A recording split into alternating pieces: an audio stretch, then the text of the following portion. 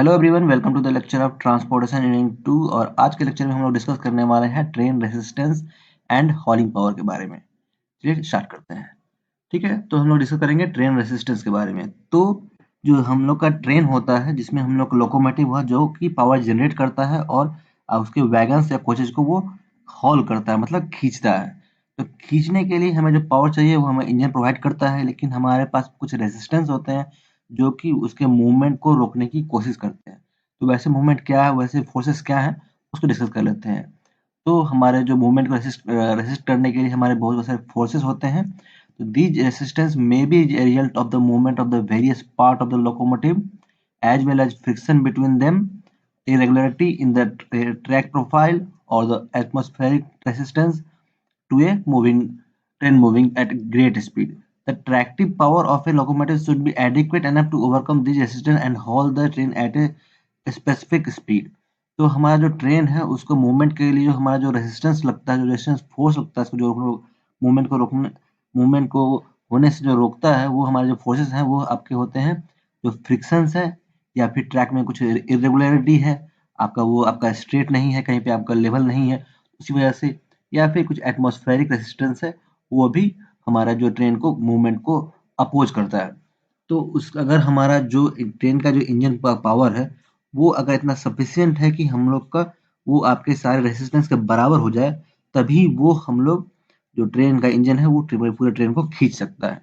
तो major resistance क्या क्या है वो डिस्कस कर लेते हैं। तो हमारे पास मेजर जो है रेजिस्टेंस वो लगभग 6 टाइप के होते हैं। तो फर्स्ट है friction resistance due to friction, मतलब जितने भी तरह के फ्रिक्शन हो सकते हैं आपके, मतलब इंजन में, इंजन के बियरिंग में, इंजन के व्हील्स में, आपके जो वैगन्स है, कोचेज हैं, उसके व्हील्स के थ्रू जितने फ्रिक्शन हो सकते हैं वो आते हैं रेजिस्टेंस ड्यू टू फ्रिक्शन में।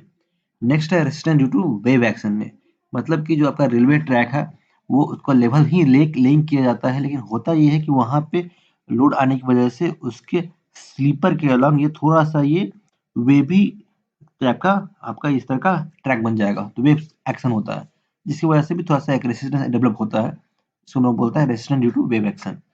थर्ड है आपका resistance due to wind, high speed से मूव कर रहे हैं तो वहां पे जो भी अवेलेबल विंड है वहां को हम लोग उसको डिस्प्लेस करते हैं, तो जिसकी वजह से हमारा विंड रेसिस्टेंस भी अप्लाई होता है।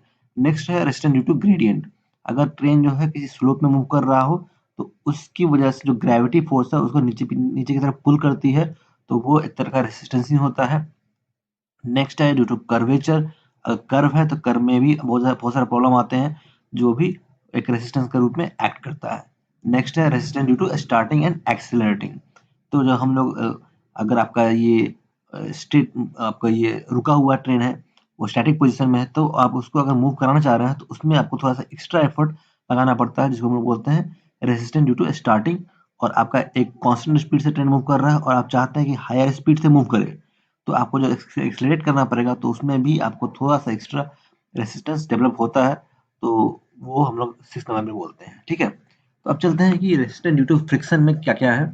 Resistance due to friction is the resistance offered by the friction between the internal part of locomotives and wagons, as well as between the metal surface of the rail and wheel to a train moving at a constant speed.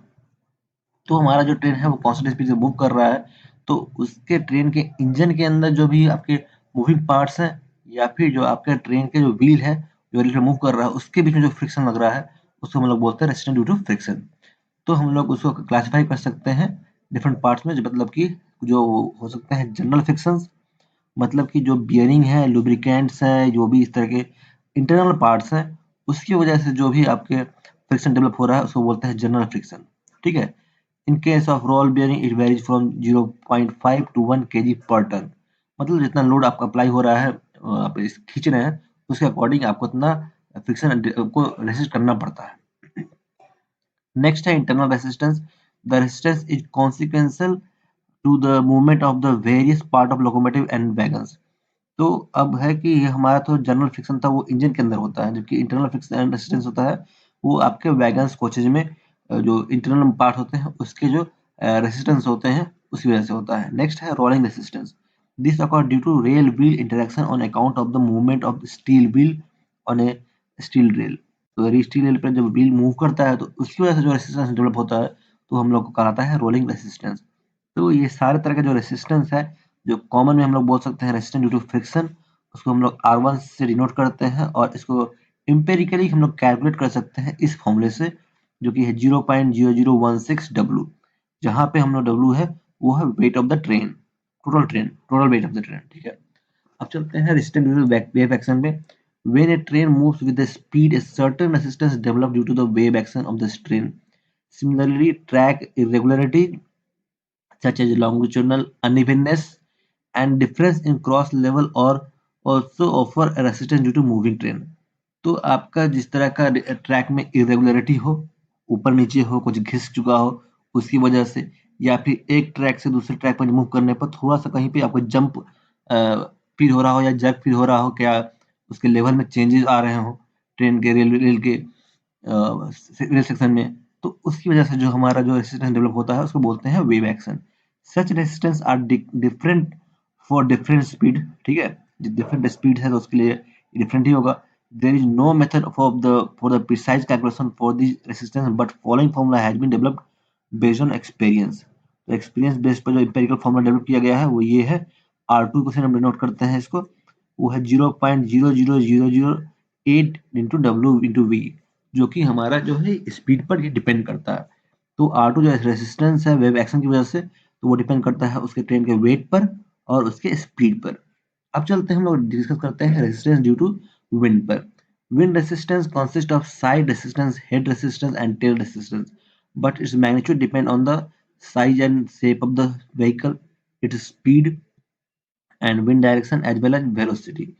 तो हमारा जो wind की वजह से हमारा resistance झेलना पड़ता है हम लोग को, तो वो आपके साइड्स की मतलब कि आपके ट्रेन के जो ट्रेन का मूवमेंट हो रहा है उसमें उसमें साइड में भी आपका रेजिस्टेंस हो सकता है, फ्रिक्शन हो सकता है यहाँ पे इन विंड की वजह से, या फिर आपके टॉप मतलब आपके फ्रंट में हो सकता है या फिर टेल में भी हो सकता है। तो ये सारे जो रेजिस्टेंस है उसको कैलकुलेट करने जो कि कैलकुलेट करना होता है, तो हमारा जो ये रेजिस्टेंस है वो डिपेंड करता है कि आपका ट्रेन का साइज क्या है, शेप क्या है, उसकी स्पीड कितनी है और उसके अलावा विंड की स्पीड कितनी है, विंड डायरेक्शन किस तरफ है।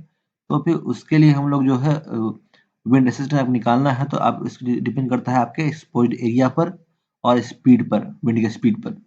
तो हम लोग को अगर निकालना है तो हम लोग इस फॉर्मूले से निकाल सकते हैं, R3 इक्वल टू 0.000017 AV²। तो यहाँ पे है एरिया, तो एरिया निकालना पड़ेगा आपको, तो ये थोड़ा सा मुश्किल हो जाता है क्योंकि निकालना थोड़ा मुश्किल मतलब आपको टफ पड़ जाएगा, इसलिए हम लोग जनरली इसको और सिंपली एम्पिरिकल फॉर्मूला इस्तेमाल करते हैं, जो कि है 0.000006 WV²। ठीक है, तो इसमें वेट हम लोग कंसिडर करते हैं और स्पीड कंसिडर करते हैं। ठीक है, अब चलते हैं रेजिस्टेंस ड्यू टू ग्रेडियंट पर। तो when a train moves on a rising gradient it requires extra effort in to move the against gravity. तो हम लोग को ग्रेविटी के अगेंस्ट मूव करना पड़ता है, तो हमारा जो वेट है वो आपका यहाँ पे वर्टिकल डाउन एक्ट करता है, तो उसका जो एक कंपोनेंट है जो कि आपको यहाँ पे लगेगा, जो कि होता है W sin थीटा। तो वही आपका एक रेजिस्टेंस होता है ड्यू टू ग्रेडियंट, जो कि होता है W sin थीटा। तो हम लोग इस्तेमाल करते हैं फॉर स्मॉल ग्रेडियंट, हम लोग मान सकते हैं कि sin थीटा इक्वल टू लगभग tan थीटा हम लोग होता है ये स्मॉल ग्रेडियंट के लिए, क्योंकि हमारा हम लोग को ट्रेन में हायर ग्रेडियंट पर हम लोग लेकर जा ही नहीं सकते। तो अब बात करते हैं कि R4 जो है हम लोग ले सकते हैं इसको W sin theta W tan theta कह सकते हैं। हम लोग tan थीटा इसलिए कह रहे हैं क्योंकि हम लोग जो हमारा जो ग्रेडियंट होता है वो tan थीटा के रूप में ही होता है, मतलब कि जो स्लोप होता है, अगर हम लोग 2% जो है 2/100 जो होता है वो आपका ये tan थीटा ही होता है। ठीक है, डायरेक्टली आप 200 आप tan थीटा जगह पर रख सकते हैं। नेक्स्ट है resistance due to extra effort is required to overcome the resistance offered by the curvature of the track। तो कर्व पे जब हम लोग ट्रेन का जो मूव करता है, मूव होता है, उसमें हम लोग को एक्स्ट्रा रेसिस्टेंस ओवरकम करना पड़ता है। हम लोग को ये इस तरह के एक्स्ट्रा रेसिस्टेंस हम लोग को अब फील होता है ट्रेन में। तो वो क्यों होता है उसको डिस्कस कर लेते हैं। The vehicle can not adapt itself on a curved track because it's rigid wheelbase. This is why the frame takes up a tangential position as the vehicle tries to move in longitudinal direction along the curve. On account of this, the flange of the counter curve of the leading axle rubs against the inner face of the outer rail give rise to resistance to the movement of the train। तो होता ये है कि हमारा जो wheel base है, जो wheel है वो पूरी तरह से रिजिड है। ये इसमें ऐसा नहीं हो सकता कि मतलब कि यहाँ पे एक एक्सल है तो हम लोग का ये पाथ के अकॉर्डिंग ये इस तरह टिल्ट नहीं हो सकता है व्हील। ये आपका जो व्हील एक्सल है उसके परपेंडिकुलर ही हमेशा रहेगा। तो जिसकी वजह से जो व्हील यहाँ पे टर्न करता है, जो आप खींच रहे होते हैं पूरे कोचेस के साथ, तो ये आपका टर्न नहीं हो पाता, जिसकी वजह से हम लोग को इसके फ्लेंज में और आपके ये रेल में बहुत ज़्यादा रबिंग होता है, फ्रिक्शन होता है। और फ्रिक्शन होने की वजह से आपको एक्स्ट्रा रेजिस्टेंस आपको फील होता है। Curve resistance can sometimes be the result of a longitudinal slip, which cause the movement of the which cause the forward motion of the wheel on a curved track. The outer wheel flange of the trailing axle remains clear and tend to the derail. The position of worsen further if the wheel base is long and curve is sharp. तो अब है कि अगर हम लोग का movement कर रहे हैं तो हम लोग को जो आपका आउटर रेल है उसमें आपको ज़्यादा मूवमेंट करना पड़ेगा, जबकि इनर रेल पे आपको कम मूवमेंट करना पड़ेगा। तो इससे होता है कि लॉन्गिट्यूडिनल स्लिप होता है, मतलब कि कुछ जो व्हील है आपका वो स्लिप करते हैं। तो स्लिप करने की वजह से आपको वहाँ पे रेल के साथ फ्रिक्शन होता है और उसमें चांस होता है, डिरेल होने के चांसेस भी होते हैं यहाँ से और यहाँ से।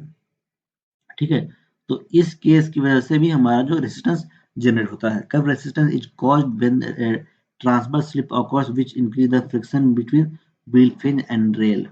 तो हम लोग को पता है कि आप जैसे भी मूवमेंट करेंगे कर्वेचर पर तो क्या होगा कि आपको आपको आउटर आउटर आउटर करके आउटर की तरफ आपको सेंट्रीफ्यूगल फोर्स एक्ट होगा, तो जिसकी वजह से आपका जो है जो फ्लेंज है वो इजीली आपका आउटर रेल पर। उसके अलावा poor track maintenance, particularly bad alignment, worn out rails and improper levels are also increase the resistance। तो अगर ट्रैक में कुछ प्रॉब्लम है, कुछ मेंटेनेंस सही से नहीं हो पा रहा है, कुछ बैड अलाइनमेंट सही नहीं है, या फिर रेल घिस गया है, या फिर प्रॉपर लेवल नहीं है, तो उस कारण भी आपका यहाँ पर रेजिस्टेंस आपका बढ़ेगा। उसके अलावा inadequate super elevation increase the pressure on the outer rail and similarly excess super elevation puts greater pressure on the inner rail and this also contribute an increase in resistance। तो जैसा कि हम discuss किए हुए हैं पहले से भी कि हम लोग जो है जो ट्रेन का जो सुपर एलिवेशन होता है हम लोग उसमें हम लोग कुछ कांट एक्सेस भी देते हैं, कुछ कभी कुछ कांट डिफिशियंसी भी हो जाती है। तो उस केस में हमारा जो है जो एक्स्ट्रा प्रेशर है हम लोग को आउटर व्हील पे भी लग सकता है या फिर इनर व्हील पे भी लग सकता है, और जो एक्स्ट्रा प्रेशर लगेगा तो हम लोग को एक्स्ट्रा रेजिस्टेंस को हमको झेलना ही पड़ेगा, तो हम लोग को इसको अपोज करना ही पड़ेगा। ठीक है, तो हम लोग अगर निकालना है कर्व रेजिस्टेंस का, तो हम लोग कर्व रेजिस्टेंस का जो फॉर्मूला है हमारे पास वो है equal to C into F G by R. तो जहाँ पे F है स्लाइडिंग फ्रिक्शन है, G तो आपका गेज लेंथ ऑफ ट्रैक है, R is the radius mean radius of the curve है, जबकि C इज द कांस्टेंट। ठीक है, तो इस इक्वेशन से हम लोग पता चलता है कि जो कर्व रेजिस्टेंस है वो आपके गेज लेंथ पर गेज विड्थ पर डिपेंड करता है। जितना गेज बढ़ेगा आपका उतना ही आपका कर्व रेजिस्टेंस बढ़ेगा। और उसके अलावा आपका ये इन्वर्सली प्रोपोर्शनल होता है रेडियस का, तो रेडियस जितना ही कम होगा उतना ही ज़्यादा आपको कर्व रेजिस्टेंस ज़्यादा लगेगा। ठीक है, तो इसको एम्पेरिकली हम लोग निकालने के लिए हम लोग इस फॉर्मूला का इस्तेमाल करते हैं। ये तीनों में से कोई भी इस्तेमाल कर सकते हैं, वो डिपेंड करता है कि आपका गेज कौन सा है। ब्रॉड गेज के लिए हम इस्तेमाल करेंगे 0.0004 डब्ल्यू, जबकि इसमें 0.0003 डब्ल्यू, जबकि नैरो गेज के लिए 0.0002 डब्ल्यू। तो यहाँ पे डब्ल्यू है वेट और डी है डिग्री ऑफ कर्व। ठीक है, तो अब चलते हैं special characteristics of curve resistance पर। तो जो कर्व रेजिस्टेंस का स्पेशल कैरेक्टरिस्टिक्स क्या है, तो curve resistance increase with the speed of train. अगर आप स्पीड बढ़ाएंगे तो उसमें कर्व रेजिस्टेंस भी बढ़ेगा। Curve resistance depend on the central angle of the curve। For example, if two curve of different radii but with the same central angle, the curve resistance would be the same। मतलब कि अगर आपका different radius का आप curve है, एक curve है आपका मान के चलिए आपका रेडियस ज़्यादा है आपका, तो उसका बन रहा है आपका 30 डिग्री एंगल बन रहा है आपके सेंटर पे। सिमिलरली आपका एक रेडियस स्मॉलर रेडियस का भी आपका 30 डिग्री एंगल बन रहा है, तो दोनों में आपका जो कर्व रेजिस्टेंस होगा सेम ही होगा। ठीक है, the curve resistance depend on the weight of train, the length of train has no appreciable effect. तो हम लोग जो लेंथ का जो है फैक्टर है हम लोग वेट में ही कंसिडर कर लेते हैं, ज़्यादा इफेक्ट नहीं आता है. Curve resistance is less with new rail compare to the that with the old rail. तो ओल्ड रेल में आपका ज़्यादा होता है, न्यू रेल में आपका कम होता है curve resistance. Depending upon various factors, curve resistance can be as low as 0.2 kg per ton per degree of curve. When track is in good condition, we go as high as 1.1 kg per ton per degree curve for worn out rails, rough rails, tracks and other unfavorable condition of track. तो हमारा जो ये curve है, curve resistance है, वो आपका smaller भी हो सकता है 0.2 kg के आसपास भी, और हायर भी हो सकता है 1 kg के आसपास भी. वो डिपेंड करता है कि आपका रेल का ट्रैक का कंडीशन क्या है, आपका सिचुएशन क्या है उस लोकेशन का.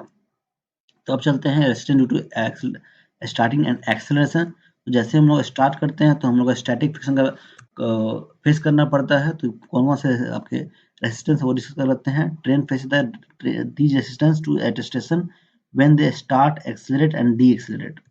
तो उसके लिए हम लोग निकालने के जो हमारा फॉर्मूला है वो है रेजिस्टेंस ऑन स्टार्टिंग, वो है हमारा 0.15 W1, 0.005 W2, जहाँ पे W1 आपका है वेट ऑफ लोकोमोटिव मतलब इंजन का वेट है, जबकि W2 है आपका वेट ऑफ द व्हीकल्स मतलब आपका कोचेज का वेट. तो हमारा अगर निकालना है एक्सेलरेशन की वजह से कितना हमारा रेजिस्टेंस जनरेट हो रहा है, तो उसको हम लोग निकाल सकते हैं इस फॉर्मूले से 0.028 A इंटू W. ए आपका एक्सेलरेशन है. एक्सेलरेशन आप सिंपल आपका वेलोसिटी में जो चेंज होता है पर सेकेंड आपको कितना चेंज हो रहा है वो उससे आप निकाल सकते हैं, जबकि W है total weight of the train. ठीक है. तो अगर हम लोग उसको सारे जो रेजिस्टेंस को कंबाइन करें तो हमारे पास ये 6 तरह के रेजिस्टेंस है. फर्स्ट है रेजिस्टेंस ड्यू टू फ्रिक्शन जो कि स्पीड से इंडिपेंडेंट है.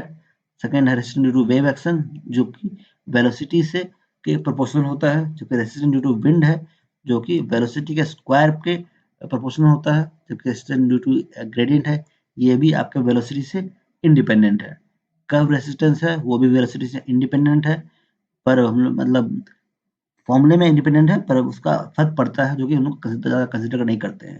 Resistance due to starting and acceleration, ये आपका दो डिफरेंट टाइप का रेजिस्टेंस है. तो मेजर रेजिस्टेंस हमारे पास यही 3 होते हैं. उसके बाद हमें अगर जो कंडीशन है उसके अकॉर्डिंग हम लोग ग्रेडियंट और कर्व के अकॉर्डिंग हम लोग ये निकालते हैं. तो हमको आपको याद करने में थोड़ी परेशानी हो तो आप ध्यान दीजिएगा कि इसमें जो फॉर्मूले हैं उसमें 0 पॉइंट के बाद यहाँ डबल 0 है, यहाँ 4 0 है, आपके यहाँ पे 6 0 है. तो ये पैटर्न याद रखेंगे तो आप जल्दी फॉर्मूला आसानी से याद कर सकते हैं. फर्स्ट में 16 है, उसका हाफ है 8, उससे कम है 6. हाफ नहीं किया गया वो ध्यान दीजिएगा. बाकी जो W वेट सेम है आपका, जो इसमें वेलोसिटी नहीं है, दूसरे में वेलोसिटी है, इसका तीसरे में वेलोसिटी स्क्वायर है. तो इस तरह से आप याद करने की कोशिश कर सकते हैं इसमें.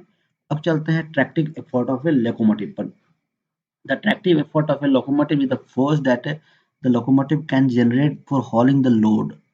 The tractive effort of a locomotive should be enough for it to haul a train at maximum permissible speed. These are various tractive effort curves available for different locomotive for the different speed, which enable the computation of the value of tractive effort. Tractive effort is generally equal to or a little greater than the hauling capacity of the locomotive. If the tractive effort is much greater than the what is required to haul the train, the wheel of locomotive may slip. ठीक है. तो इसमें क्या है कि अगर होता ये है कि जो हमारा जो ट्रेन का जो भी पावर जनरेशन का मेथड है, जो आपका जो इंजन है वो में हो सकता है कि उसमें वो स्टीम इंजन हो, डीजल इंजन हो या फिर इलेक्ट्रिकल इंजन हो. तो वो सारे इंजन जो है जो पावर जनरेट करते हैं, जिस पावर जनरेट के थ्रू वो ट्रेन को खींचते हैं, तो वो पावर जनरेट करके जो एफर्ट लगाते हैं उसको बोलते हैं ट्रैक्टिव एफर्ट. ठीक है. तो हॉलिंग कर लोड को हॉल करने के लिए आप जो भी एफर्ट अप्लाई करते हैं वो है ट्रैक्टिव एफर्ट.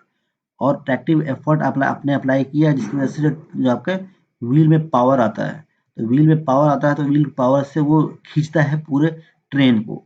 तो ट्रेन को खींचता है तो कुछ आपका कुछ ना लॉस होगा, आपका कुछ फ्रिक्शन में लॉस होगा. तो उसके हेल्प से ट्रैक्टिव एफर्ट से आप जितना लोड हॉल कर सकते हैं वो होता है आपका हॉलिंग कैपेसिटी. तो ट्रैक्टिव एफर्ट आपका ये पावर है इंजन का, और हॉलिंग कैपेसिटी है कि आप कितना लोड मैक्सिमम खींच सकते हैं. ये दोनों डिफरेंट थिंग है. ठीक है. तो ट्रैक्टिव एफर्ट आपका हॉलिंग कैपेसिटी से ज़्यादा है तो आप ट्रेन का जो है पूरा ट्रेन को खींच सकते हैं। लेकिन अगर आपका बहुत ज़्यादा ट्रैक्टिव एफर्ट है तो होता ऐसा है कि आपको बहुत ज़्यादा पावर आपके पास है तो वो आपका जो लोकोमोटिव का व्हील है वो स्लिप होने लगेगा। ठीक है, तो इस पर हमें ध्यान देना चाहिए। तो ट्रैक्टिव एफर्ट को निकालना है तो अगर हमारे पास स्टीम लोकोमोटिव है, स्टीम इंजन है, तो हम लोग उसको निकालते हैं कि आपका पावर जनरेशन का मेथड क्या है। तो स्टीम इंजन में हम लोग जनरेट करते हैं वो है स्टीम इंजन जो कि पिस्टन बेस्ड होता है। तो उसमें डिपेंड करता है कि आपका पावर का प्रेशर कितना है उसमें पी। उसके अलावा आपको जो स्टीम इंजन का जो सिलेंडर होता है वो टू साइडेड होता है तो हम लोग को टू टाइम्स लेना पड़ेगा पावर को।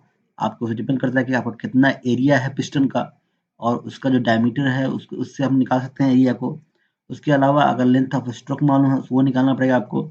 और डी जो है diameter of the wheel locomotive का व्हील का डाया निकालना पड़ेगा।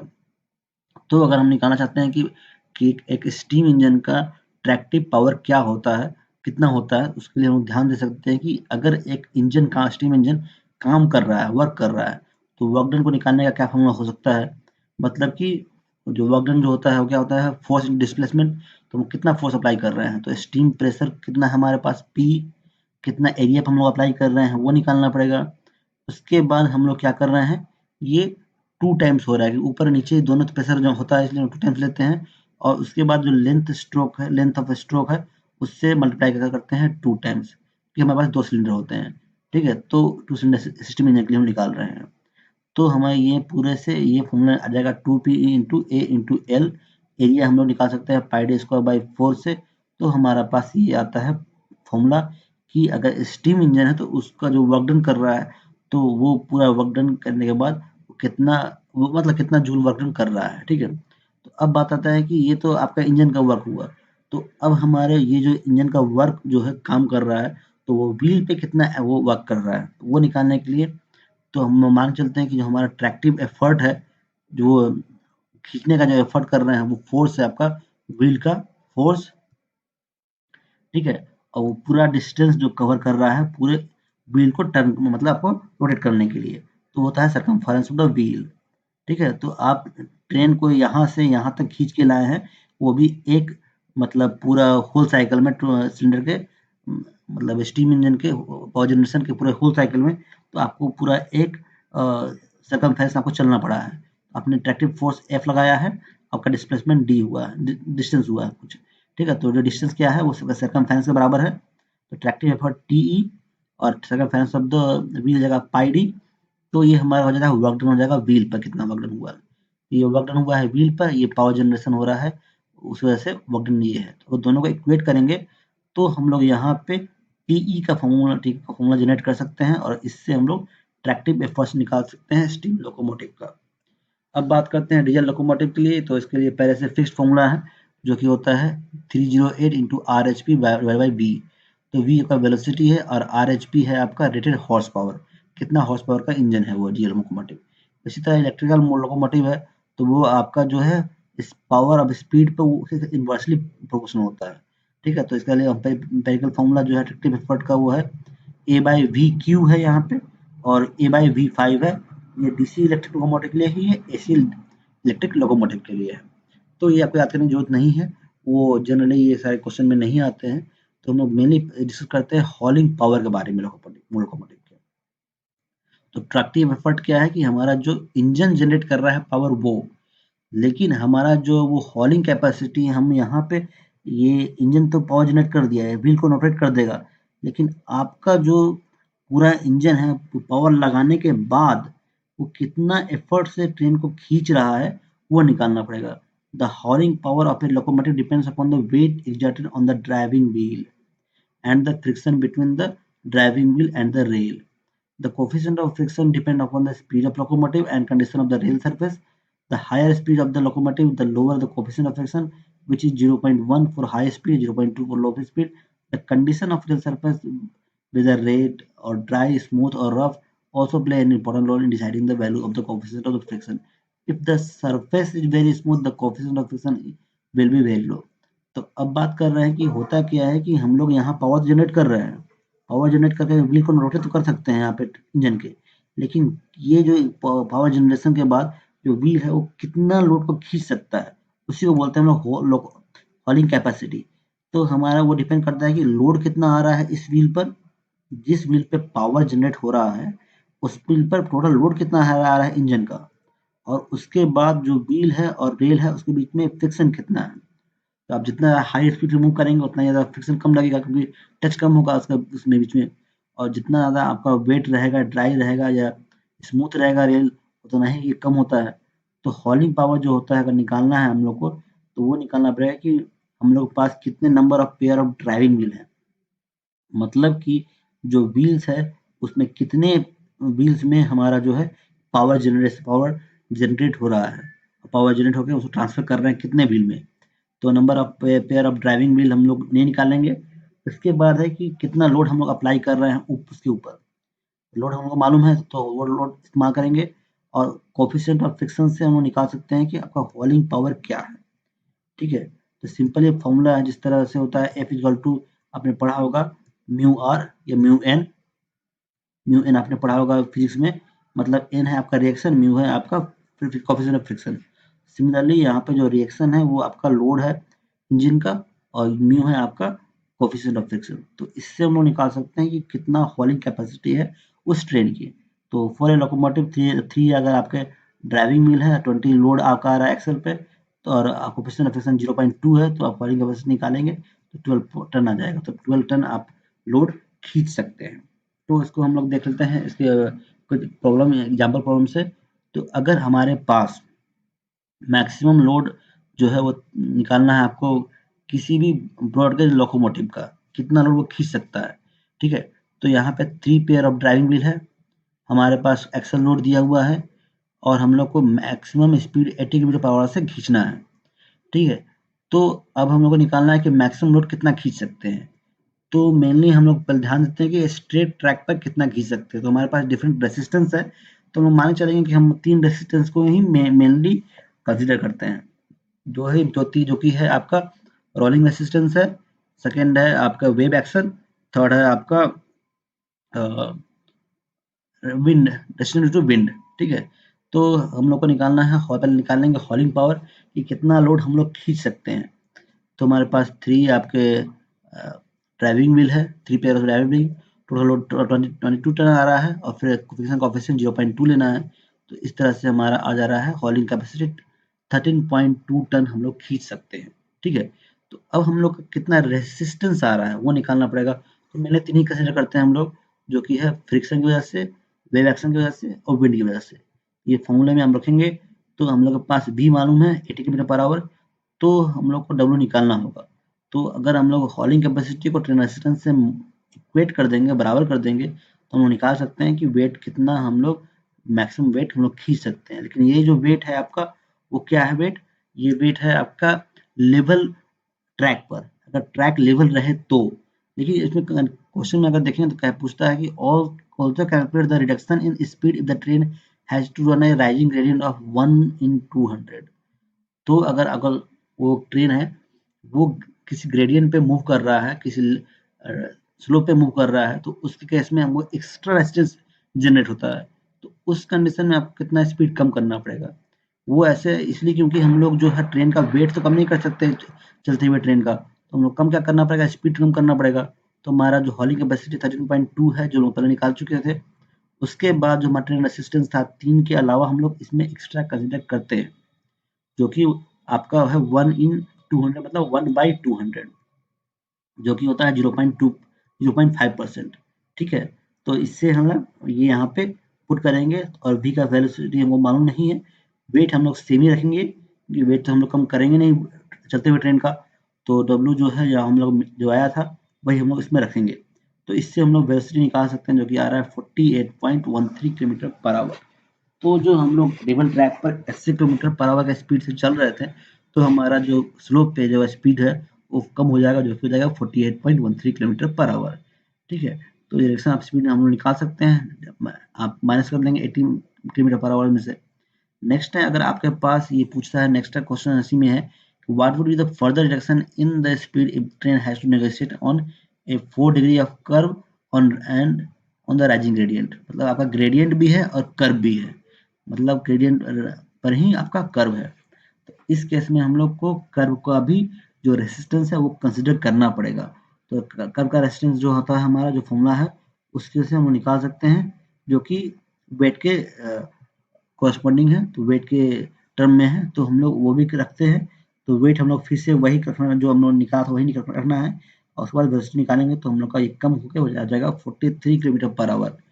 तो हम लोग फर्दर डिस्टेंस निकाल सकते हैं माइनस करके 4.4 किलोमीटर पर आवर, और मैक्सिमम स्पीड आप मैक्सिमम ट्रेन लोडिंग है 1115। तो इस तरह से आप ये सारी चीज़ें निकाल सकते हैं। लेकिन अब चलते हैं प्रॉब्लम 2 में। इस तरह के डिफरेंट डिफरेंट टाइप के प्रॉब्लम्स आ सकते हैं आपको एग्जाम में। तो अब ध्यान देना है कि अगर आपका स्टीपेस्ट ग्रेडियंट, जो क्वेश्चन में है कि स्टीपेस्ट ग्रेडियंट आपका दिया हुआ है, निकालना है आपको, ठीक है। और जो ट्रेन का 20 कोचेज है, वैगन है, इसमें डिब्बे हैं, उसको निकालना है। तो उसके अलावा हमारा उसका वेट दिया हुआ है एक वैगन का, उसके अलावा लोकोमोटिव का वेट दिया हुआ है, ट्रैक्टिव एफर्ट भी दिया हुआ है इसमें, आपको निकालने की जरूरत नहीं है फर्दर, ठीक है। रोलिंग रेसिस्टेंस में दिया हुआ है 3 kg पर टन, ये ध्यान दीजिएगा, यहाँ पे दिया हुआ है रेसिस्टेंट ऑफ वैगन दिया हुआ है। तो आपको वो जो फॉर्मूले से निकालने की जरूरत नहीं है R1 को, और स्पीड ऑफ ट्रेन ये दिया हुआ है। तो रोलिंग रेसिस्टेंस है जो आपका दिया हुआ है, तो आपको वैगन के लिए सेपरेटली और आपके लोकोमोटिव के लिए सेपरेटली हम लोग इसको निकाल लेंगे। तो यहाँ पे है 2.5 किलोग्राम पर टन। टन कितना है? 20 टन है एक वैगन का, और 20 वैगन है तो 20 करके हम लोग निकाल सकते हैं वेट। नेक्स्ट है हमारे पास जो है रोलिंग रेसिस्टेंस निकालना है, तो हमारा जो 3 kg पर टन है और 150 टन का 15 टन का आपके पास ये है ट्रैक्टिव वेट है लोकोमोटिव का। इससे आप निकाल सकते हैं कि कितना आपका रोलिंग रेसिस्टेंस आएगा। तो रोलिंग रेसिस्टेंस आपने निकाल दिया, तो रोलिंग रेसिस्टेंस हम लोग दोनों का ऐड करके निकाल देंगे, जो कि आएगा 1.45 टन। हमारे पास टोटल वेट ऑफ ट्रेन भी मालूम है, निकाल सकते हैं हम लोग। तो अब हम लोग जो तीनों रोलिंग रेसिस्टेंस है, रेसिस्टेंस टू स्पीड है, और रेसिस्टेंस टू ग्रेडियंट है, वो हम लोग कंसिडर करेंगे यहाँ पे, ठीक है। तो यहाँ पे बी हम लोग को पता है पहले से, वेट हम लोग को पहले से दिया हुआ है, टोटल वेट दिया हुआ है हम लोग के पास, और हमारे पास ग्रेडियंट का वैल्यू निकालना है। तो अगर हम इसको हॉलिंग कैपेसिटी से इक्वेट करेंगे तो हम लोग ये जी का वैल्यू निकाल सकते हैं कि इतना है मैक्सिमम स्टीपेस्ट ग्रेडियंट पर वो ट्रेन है नेगोशिएट कर सकता है, ठीक है। इससे रिलेटेड कोई भी आपका प्रॉब्लम हो तो आप कमेंट बॉक्स में लिख दीजिएगा, ठीक है। नेक्स्ट लेक्चर में हम लोग अब एयरपोर्ट इंजीनियरिंग स्टार्ट करेंगे।